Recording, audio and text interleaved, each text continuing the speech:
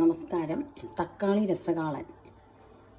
കുറച്ച് വെള്ളം ഒഴിച്ചിട്ട് ഒരു തക്കാളി അരിഞ്ഞിട്ടു, മഞ്ഞൾപ്പൊടി, ഉപ്പ്, ഇത്തിരി മുളക് പൊടി ഇട്ട് അത് വേവാൻ വെച്ചു. ആ നേരം കൊണ്ട് ചീനച്ചട്ടിയിൽ ശകലം വെളിച്ചെണ്ണ ഒഴിച്ച് 2-3 കടുക്, ഉലുവ, ഒരു 2 ചുവന്ന മുളക് ഒന്ന് വറുത്തെടുത്തു. 2 മിനിറ്റിൽ അത് പൊട്ടാൻ തുടങ്ങും, മണം വരും.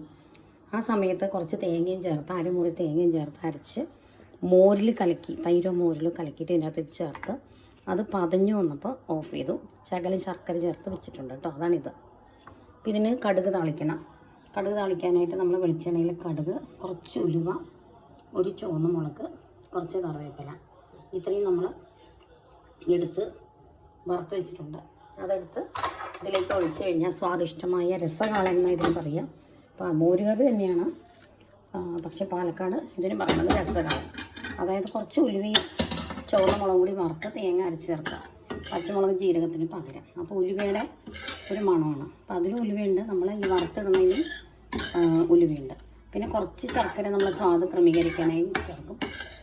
കുമ്പളങ്ങ വെച്ചൊക്കെ ഉണ്ടാക്കും, മാമ്പഴം വെച്ചുണ്ടാക്കും.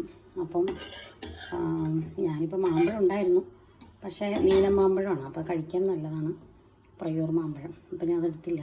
അപ്പോൾ തക്കാളി വെച്ച് രസകാളനാണ് പെട്ടെന്ന് ഉണ്ടാക്കാവുന്ന ഒരു.